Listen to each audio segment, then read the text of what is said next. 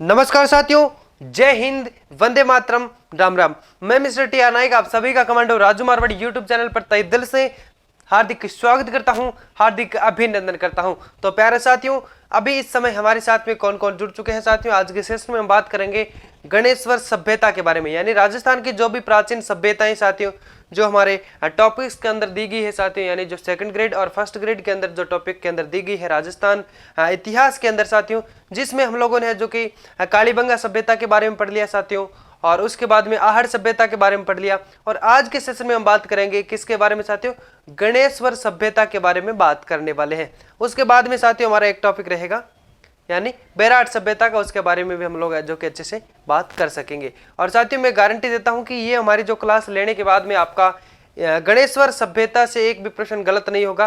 कहने का मतलब साथियों, जो भी चारों सभ्यता हम करेंगे साथियों, उसके बाद में आपका सभ्यता से कोई भी प्रश्न बाहर नहीं जाएगा। और मैं ये भी आपको कहना चाहता हूं कि ये चारों जो भी सभ्यता है साथियों, इनको आप लोग है जो कि एक दिन के अंदर भी आप इनको है जो कि कवर कर सकते हैं। चलो स्टार्ट करते हैं साथियों, बिना किसी देरी के सेशन को स्टार्ट करते हैं। आप लोग है जो कि अंत तक हमारे साथ में बने रहना।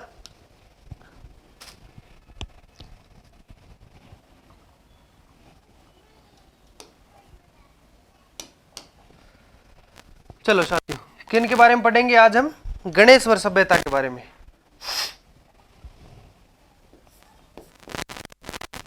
किसके बारे में पढ़ेंगे, गणेश्वर सभ्यता के बारे में। राजस्थान की प्राचीन सभ्यताओं में से आपके कौन सी है साथियों, गणेश्वर सभ्यता।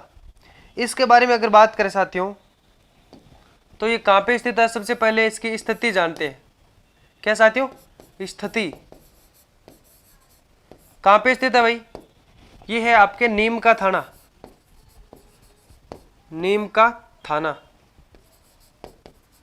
नीम का थाना कहां पे है साथियों, सीकर में। कहां पे स्थित है, सीकर में। अब बात करें साथियों कि किस नदी के किनारे है साथियों, तो ये आपके कांतली नदी के किनारे स्थित है। कहां पे साथियों, कांतली नदी के किनारे। कहां पे साथियों, कांतली नदी के किनारे स्थित है। कांतली नदी के किनारे, या फिर यूं कह लीजिए कि कांतली नदी के तट पर स्थित है।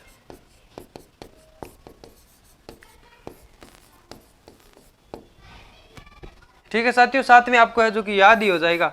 फिर अगर बात करें साथियों, तो ये कितनी पुरानी सभ्यता है साथियों, किस काल की सभ्यता है, इसके बारे में बात करेंगे। फिर ये बात करेंगे यहाँ पे हम लोग कि इस सभ्यता की जो खोज कब की गई और किन के द्वारा की गई, या फिर ये भी बात करेंगे साथियों कि इस सभ्यता की जो है उत्खनन किसके द्वारा किया गया, कब किया गया, और यहाँ पे क्या मिला साथियों। इसके बारे में सब यहाँ पे आज के सेशन में बातें करने वाले हैं साथियों।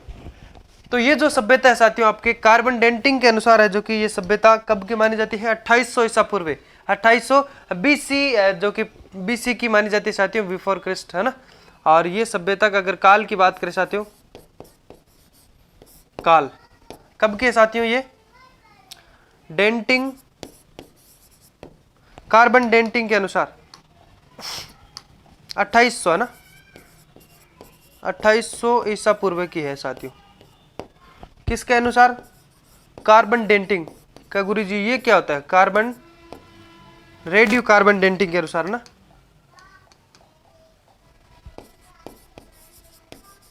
रेडियो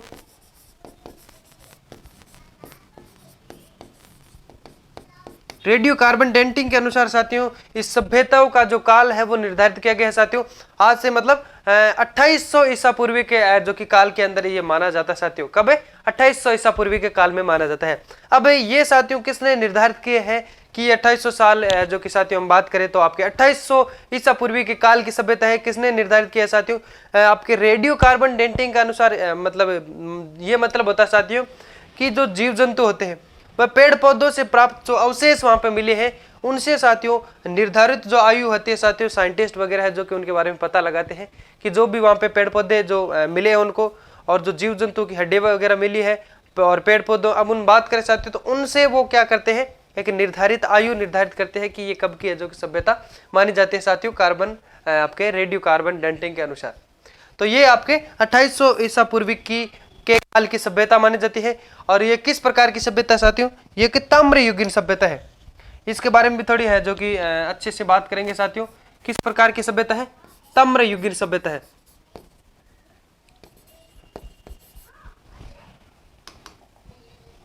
ताम्रयुगीन सभ्यता है।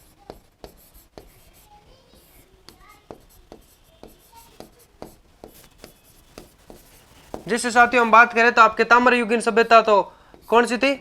आहड़ भी ताम्रयुगीन सभ्यता थी, क्योंकि साथियों वहां पे कई सारे तांबे के जो बर्तन वगैरह मिले और वहां पे तांबा गलाने की भट्टियां वगैरह मिली साथियों। पर यहाँ पे तांबा गलाने की भट्टियां नहीं मिली, बल्कि जो भी सामान मिला है साथियों सारे 99% तांबे के ही मिले हैं साथियों। चलो उनके बारे में बात करेंगे साथियों। तो सबसे पहले यहाँ पे जो खोज की थी, खोज कब की? 1972 के अंदर खोज किसके द्वारा की गई भाई? ये की गई थी आरसी अग्रवाल के द्वारा। किसके द्वारा की गई भाई? आरसी अग्रवाल। आरसी अग्रवाल का पूरा नाम बताओ? रतन चंद्र अग्रवाल। ठीक, रतन चंद्र अग्रवाल। तो साथियों हम बात करें तो 1972 के अंदर है जो कि आरसी अग्रवाल ने यहाँ की है जो कि खोज की थी साथियों। कहाँ के? आपके गणेश्वर सभ्यता के लिए। फिर साथियों एक तो यही रह गए साथियों आपके, हम बात करें आरसी अग्रवाल और एक विजय कुमार, इन्होंने जो कि साथियों 1977 के अंदर यहाँ का है जो कि उत्खनन किया था। कब किया साथियों? 1977 में उत्खनन।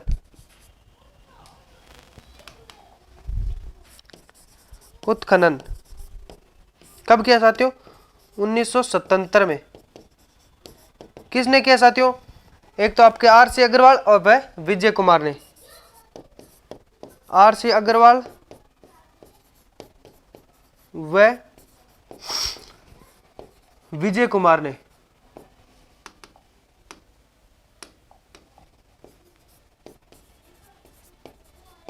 आरसी अग्रवाल व विजय कुमार ने यहाँ का है जो कि साथियों क्या किया? खुदाई की थी, यहाँ का उत्खनन करवाया साथियों। कब करवाया? 1977 के अंदर। अब यहाँ पे बात करें साथियों, दिख रहा है ना आपको? तो 1977 के अंदर साथियों दो व्यक्ति थे, एक तो आपके रतन चंद्र अग्रवाल और एक हम बात करें साथियों आपके विजय कुमार। इन्होंने है जो कि साथियों 1977 के अंदर है जो कि साथियों गणेश्वर सभ्यता की है जो कि वहां की खुदाई की थी। और आपके रतन चंद्र अग्रवाल ने साथियों 1972 के अंदर है जो कि यहाँ की खोज की थी। उसके बाद में हम बात करें साथियों तो ये कहाँ पे स्थित है? कांतले नदी के तट पे एक पनपी सभ्यता थी। उसके बाद में बात कर सकते हैं साथियों ये कहाँ पे स्थित है? ये आपके नीम का थाना सीकर के अंदर स्थित है। ये एक ताम्रयुगीन सभ्यता है साथियों। कौन सी सभ्यता है? ये एक ताम्रयुगीन सभ्यता है। उसके बाद में बात करें साथियों यहाँ पे है जो कि खुदाई के दौरान क्या क्या मिले हैं साथियों, इसका उपनाम क्या है? तो इसका जो उपनाम है साथियों ताम्र संचयी सभ्यता भी इन्हें कहा जाता है साथियों। क्यों कहा जाता है ये भी बात करेंगे। ताम्र संचयी सभ्यता उपनाम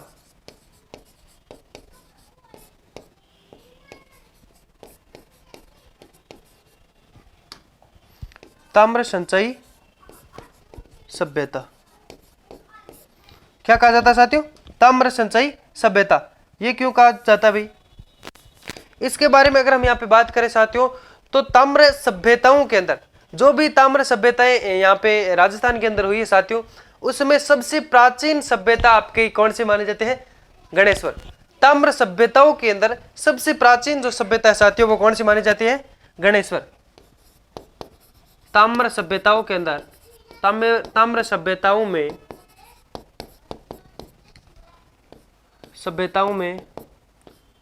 सबसे प्राचीन, सबसे पुरानी, सबसे प्राचीन ताम्र सभ्यता, ताम्र सभ्यता, सबसे प्राचीन ताम्र सभ्यता कौन सी मानी जाती है साथियों? गणेश्वर। याद रखने वाली बात है साथियों, राजस्थान के अंदर जो भी ताम्र सभ्यताएं हुई है साथियों, जिसमें सबसे जो प्राचीन ताम्र सभ्यताओं के अंदर अगर बात करें साथियों तो वो आपकी गणेश्वर है। कौन सी साथियों? गणेश्वर, नीम का थाना सीकर। चलो एक बार स्क्रीनशॉट लेना चाहोगे आप? ठीक है, स्क्रीनशॉट ले लो।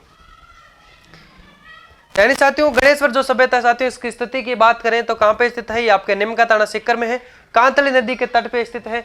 उसके बाद में बात करें साथियों तो इसका जो काल है साथियों वो आपके 2800 ईसा पूर्वी के समय का माना जाता है। उपनाम ताम्र संचयी क्यों कहा जाता है साथियों? क्योंकि ताम्र सभ्यताओं में सबसे प्राचीन जो सभ्यता है इसको माना गया है। और हम बात करें साथियों तो इसको है जो कि आपके ताम्र सभ्यताओं की जननी भी इसे कहा जाता है। क्यों कहा जाता है वो हम बात करेंगे। और ताम्र सभ्यता है जो कि साथियों ये आपके ताम्र युगीन सभ्यता है, ताम्र के युग की सभ्यता है साथियों। और 1972 में इसकी खोज है जो कि रतन चंद्र अग्रवाल ने की थी। और 1977 में साथियों उन आपके कौन है, रतन चंद्र अग्रवाल और विजय कुमार, इन्होंने है जो कि साथियों यहाँ की खुदाई करवाई थी। चलो ले लिया स्क्रीनशॉट। फिर आगे पढ़ते हैं साथियों, यहाँ पे एक बार बात करते हैं साथियों इनके बारे में, थोड़ी गहरी बात करें कि इसे ताम्र संचयी सभ्यता क्यों कहा जाता है साथियों। ताम्र संचयी सभ्यता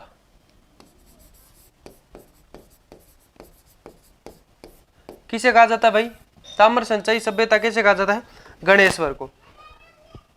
क्योंकि साथियों ये क्या है? प्राचीन ताम्र सभ्यता है। सभी सभ्यताओं के अंदर प्राचीन एक ताम्र सभ्यता है साथियों। भारत के सभी ताम्र सभ्यताओं को है जो कि उनकी जननी भी कहा जाता है साथियों। भारत की सभी ताम्र सभ्यताओं की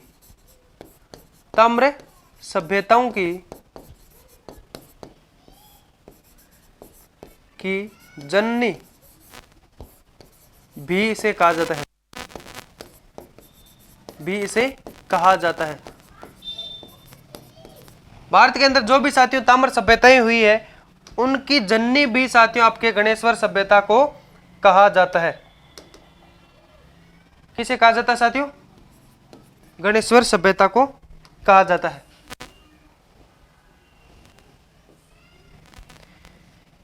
और सभी जो भी सभ्यता है साथियों उसमें प्राचीन भी सभ्यता ये रही है।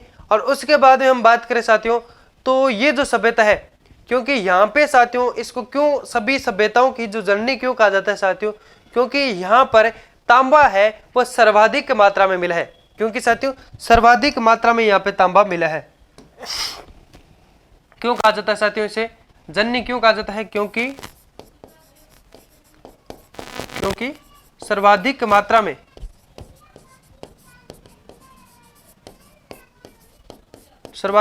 में तांबा मिला है। सबसे अधिक मात्रा में यहाँ पे तांबा मिला है साथियों। बहुत सारी चीजें यहाँ पे मिली है और मतलब जो भी चीजें वहां पे मिली है उससे ये भी अंदाजा लगाया जा सकता है कि ये जो गणेश्वर सभ्यता के जो लोग थे साथियों वो बिल्कुल है जो कि मांसाहारी थे। उससे क्या पता चलता है? जैसे साथियों जो बाण वगैरह मिले हैं, जो आपके मछली पकड़ने के जो कांटे मिले हैं साथियों, और भी अन्य जो तीर वगैरह मिले हैं साथियों, जिससे ये पता लगाया जा सकता है कि वहाँ के जो सभ्यता के लोग थे साथियों वो मांसाहारी थे, मछलियां पकड़ते थे या फिर जंगल के अंदर साथियों जो जंगली जानवरों का शिकार करके है जो कि खाते थे।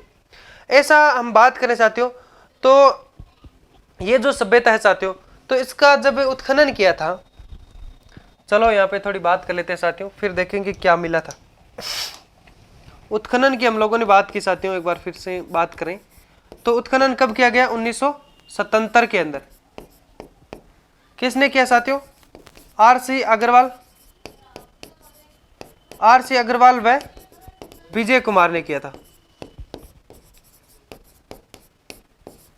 आर.सी. अग्रवाल कौन सा साथियों? जिन्होंने आपके आहड़ सभ्यता के अंदर, आहड़ सभ्यता में 1956 में, आहड़ सभ्यता में 1956 में खुदाई की थी। जिन्होंने धूलकोट की खुदाई की थी साथियों, पता है आपको? कल पढ़ा था हम लोगों ने धूलकोट की, यानी जिनको अवशेष के रूप में साथियों धूलकोट मिला था। और आपकी आहड़ सभ्यता के अंदर साथियों जो श्रेय है जो कि इसी को जाता था साथियों की हम बात करें तो आहड़ सभ्यता के अंदर धूलकोट यहाँ पे है जो कि इनको मिला था। सबसे बड़ी मात्रा में सबसे अधिक जो खुदाई करने वाले व्यक्ति थे साथियों कौन से थे? ये आपके आर.सी. अग्रवाल थे। और उसके बाद में अभी हम बात करें साथियों तो आपके आर.सी. अग्रवाल को है जो कि साथियों ये जो सभ्यता है आपके गणेश्वर सभ्यता, इसको प्रकाश में लाने का जो श्रेय है वो इन्हीं को ही जाता है साथियों। गणेश्वर सभ्यता को एक बार बता दूं साथियों थोड़ा सा, गणेश्वर सभ्यता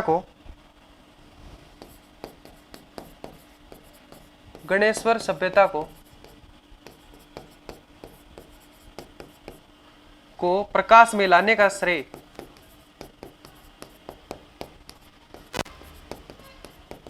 का श्रेय किसको जाता है साथियों? आर.सी. अग्रवाल को, आर.सी. अग्रवाल को दिया जाता है।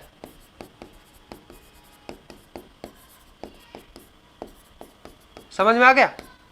यानी साथियों गणेश्वर सभ्यता को प्रकाश में लाने का जो श्रेय है वो रतन चंद्र अग्रवाल को दिया जाता है। और यही साथियों आपके 1956 के अंदर 1956 के अंदर है, जो कि साथियों किसकी खोज करते हैं, किसकी खुदाई करते हैं साथियों? आपके आहड़ सभ्यता की ये खो है, जो कि आहड़ सभ्यता उदयपुर के अंदर है, जो कि साथियों उनकी ये खुदाई करते हैं। आहड़ नदी के जो किनारे बसी है साथियों, हम बात करें जिसको बनास संस्कृति के नाम से भी जाना जाता है साथियों।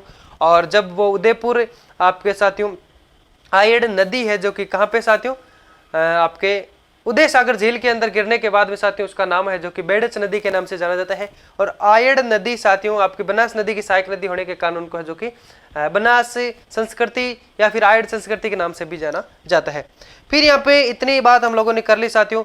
इसके बाद में हम बात करेंगे तो आपके है जो कि साथियों उत्खनन के अंदर साथियों जब इन्होंने उत्खनन किया तो इनको है जो कि क्या क्या मिला था उसके बारे में थोड़ी सी बातें कर लेते हैं साथियों। अवशेष क्या मिले साथियों? उत्खनन में मिले अवशेष क्या क्या अवशेष मिले भाई, इनके बारे में थोड़ी सी बातें कर लेते हैं साथियों। साथियों यहां पे है जो कि मछली पकड़ने के कांटे मिले हैं।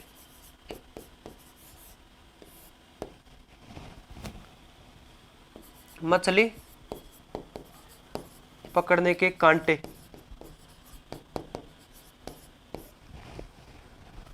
जिससे वो मछलियां कहां पकड़ते थे साथियों? कांतली नदी में। कहां पकड़ते थे?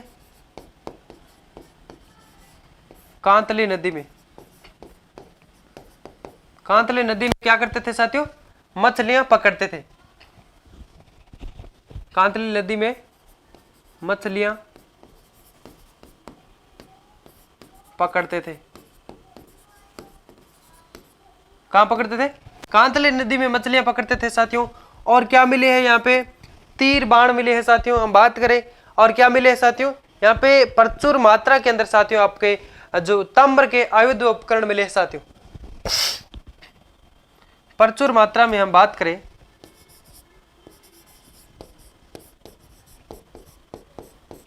प्रचुर मात्रा में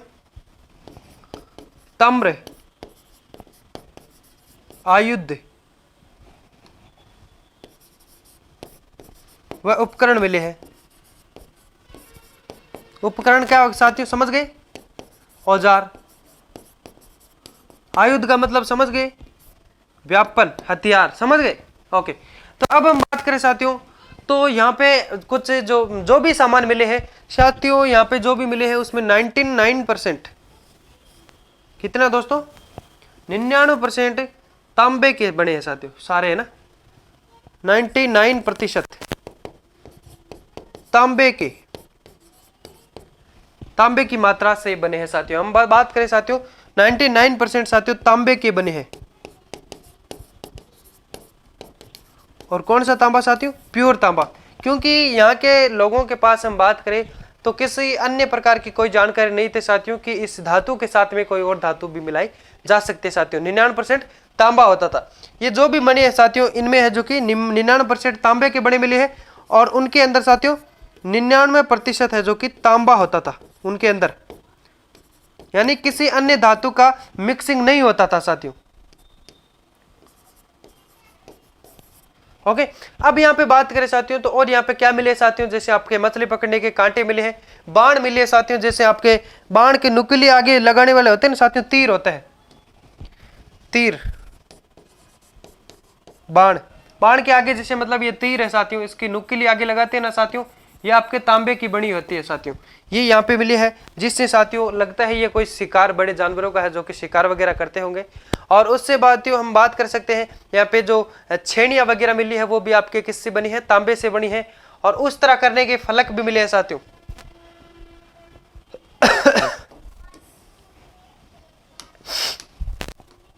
और क्या मिले साथियों? यहाँ पे बात करें छेड़ियाँ, छेड़ियां मिली है। उस तरह करने के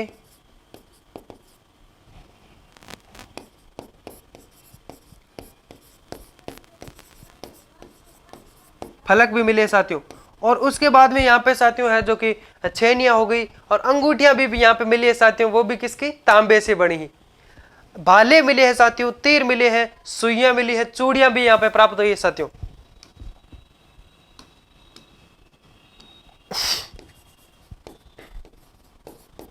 भाले मिले हैं, तीर मिले हैं, सुइयां मिली है,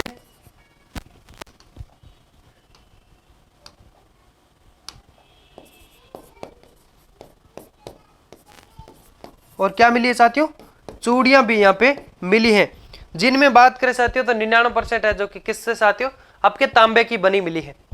और यहाँ पे बात करें साथियों तो आपके दोहरी पेचदार सिरा वाली ताम्र पिन्ने भी मिली है। चलो नेक्स्ट पेज लेते हैं साथियों। यहाँ पर दोहरी पेंचदार सिरा वाली पिन्ने भी मिली है साथियों।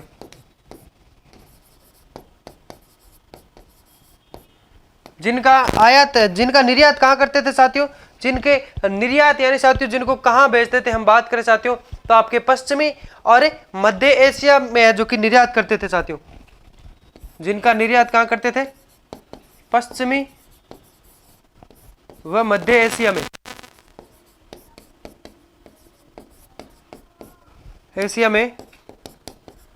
निर्यात करते थे।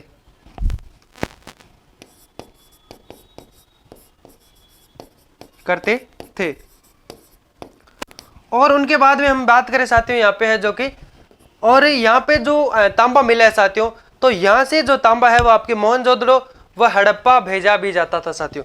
यहाँ से तांबा यानी जो भी कुछ अवशेष मिले हैं उनसे अंदाजा लगाया जा सकता है साथियों कि यहाँ से तांबा कहाँ भेजा जाता साथियों, आपके मोहनजोदड़ो व हड़प्पा भेजा जाता था। कहां भेजा जाता साथियों, मोहनजोदड़ो व हड़प्पा, यहां से है जो कि तांबा भेजा जाता था। और यहां पे हम बात करें साथियों तो जो सर्वाधिक ताम्र उपकरण यहां पे मिले हैं साथियों, सबसे ज्यादा है जो कि ताम्र उपकरण मिले हैं। मिट्टी के बर्तन भी मिले हैं साथियों, मिट्टी के बर्तन मिले हैं, जिसमें साथियों आपके 2 प्रकार के मिट्टी के बर्तन मिले हैं। कौन कौन से साथियों, आपके एक तो हड़प्पा पूर्व संस्कृति के जो हल्के लाल रंग के जो बर्तन थे साथियों, पतले बर्तन, वो भी यहाँ पे मिले हैं। और दूसरे अगर बात करें साथियों तो आपके लाल व चिकनी मिट्टी के विशेष अलग अलग जो रंगों से जो रंगे हुए साथियों, वो भी चित्रों से जो बने हैं जो कि यहाँ पे क्या साथियों, बर्तन मिले हैं साथियों, मिट्टी के बर्तन यहाँ पे मिले हैं साथियों। बिल्कुल मिट्टी के बर्तन भी यहाँ पे भी मिले हैं। ठीक है, बस इतना याद रखना, मिट्टी के बर्तन भी मिले हैं, और बाकी डीपली आपको नहीं पढ़ना है, 2 प्रकार के मिले। और उसके बाद में हम यहाँ पे बात करें साथियों तो जो भी यहाँ पे मिला था साथियों, उसमें हम लोगों ने बात कर ली कि जो 99% यानी 100 ही मान लो आप लोग है जो कि साथियों जो भी मिला है साथियों सारे तांबे के मिले हैं। इसीलिए साथियों हम कह सकते हैं कि यहाँ पे ये जो क्या साथियों, एक ताम्र युगीन जो कि एक सभ्यता थी साथियों, और सभी सभ्यताओं की साथियों जो भी ताम्र सभ्यताएं थी उन सभी की जननी भी कहा जाता है। और ऐसा माना जाता है साथियों कि जहां भी जाता था सब सामान जाता था, जो तांबे का जो भी सामान जाता था वो यहीं से जाता था। और अब हम बात करें साथियों जैसे आपके आहड़ सभ्यता के अंदर साथियों जो तांबे की भट्टियां, तांबे को गलाने की जो भट्टियां यानी औजार बनाने के लिए साथियों तांबे को गलाना पड़ता है, वो भट्टियां वहां पे मिली है साथियों, यहाँ पे नहीं मिली है। बल्कि सबसे ज्यादा जो ज्यादा मात्रा में साथियों जो भी औजार मिले हैं तांबे के वही यही मिले हैं। और वहां पे जो भट्टियां मिली साथियों वो भी तांबे की थी, वो भी तांबे की थी। उसके बाद में बात करें साथियों तो यहाँ पे जो मकान हुआ करते थे वो किस प्रकार के थे भाई, यहाँ पे जो मकान थे साथियों बिल्कुल पत्थरों के मकान थे। यहाँ पर मकान मिले हैं साथियों, वो किस प्रकार के हैं साथियों, मकान किस प्रकार के साथियों, पत्थरों से बने हैं, पत्थरों से बने हैं। क्या कह सकते हैं साथियों, पक्के मकान जिसको कह सकते हैं, पक्के मकान मिले भाई यहाँ पे, पक्के मकान, ठीक है। और अब बात करें साथियों तो ईंटों की, भाई ईंटों की क्यों नहीं मिले साथियों, जो भी मकान मिले साथियों बिल्कुल एकमात्र हम कह सकते हैं साथियों टोटल पत्थरों से बने हैं साथियों, कहीं भी ईंट का प्रयोग नहीं किया गया है भाई, कहीं पर भी ईंट का प्रयोग नहीं किया गया है।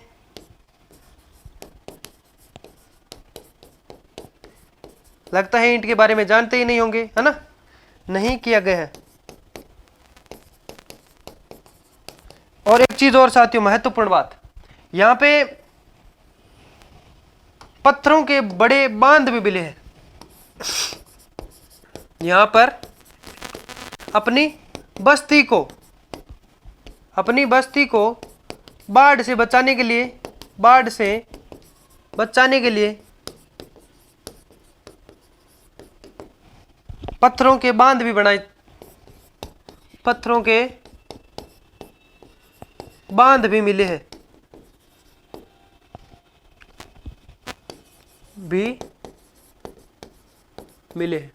यानी बाढ़ वगैरह ऐसी आपत्ति से अपनी बस्तियों को बचाने के लिए साथियों इन्होंने है जो कि क्या साथियों, पत्थरों के बड़े बांधों का भी निर्माण इन्होंने है जो कि किया है साथियों। क्या किया है, पत्थर के बड़े बांध भी इन्होंने है जो कि बनाए साथियों।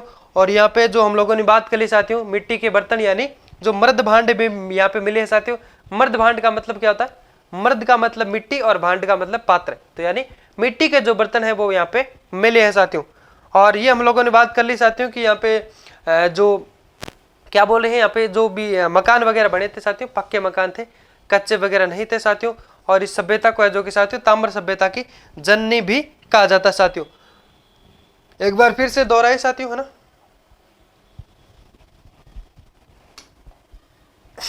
चलो गणेश्वर सभ्यता की बात करें साथियों, स्थिति क्या मानी जाती है इसकी, नीम का थाना सीकर के अंदर है और कांतली नदी के तट पे स्थित साथियों। काल है जो कि इसका आपके रेडियो डेंटिंग के अनुसार है जो कि साथियों माना जाता है आपके 2800 ईसा पूर्वी का काल माना जाता है।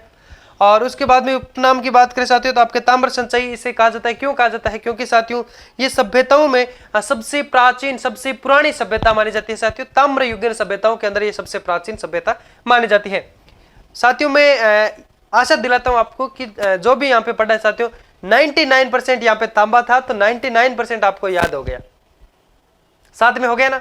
एक बार फिर मैं आपको पीडीएफ दे दूंगा, ये पीडीएफ जो भी साथियों हम लोगों ने अभी बात की है इसको आप कहोगे तो एज इट इज इसको है जो कि डायरेक्ट दे दूंगा आपको, है जो कि टेलीग्राम के अंदर बिल्कुल निःशुल्क आपको मिल जाएगी साथियों। हमारा जो टेलीग्राम चैनल है कमांडो राजू मारवाड़ी के नाम से, उसको आप लोग है जो कि ज्वाइन करके अच्छे से है जो कि जो भी क्लासें होती है साथियों सेकंड ग्रेड और फर्स्ट ग्रेड के अंदर जो प्रथम पेपर है साथियों वो बिल्कुल as it is same syllabus है साथियों, तो आप लोग है जो कि अच्छे से तैयारी कीजिए।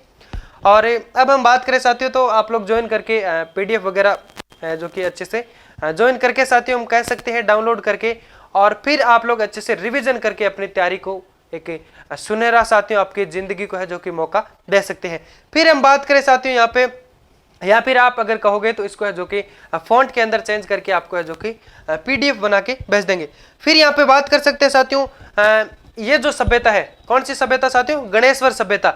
इसकी खोज है जो कि साथियों आपके 1972 के अंदर की गई आरसी अग्रवाल यानी रतन चंद्र अग्रवाल के द्वारा, और इसकी खुदाई है जो कि साथियों इसका उत्खनन है वो 1977 के अंदर विजय कुमार और आरसी अग्रवाल के द्वारा है जो कि किया गया साथियों। फिर आगे बात करते हैं साथियों, ये जो सभ्यता है इसको ताम्र युगीन सभ्यता क्यों कहा जाता है, क्योंकि साथियों ताम्र संचयी सभ्यता क्यों कहा जाता है, ये जो सभ्यता है वो ताम्र युगीन सभ्यताओं सभी सभ्यताओं में है जो कि साथियों प्राचीन सभ्यता है।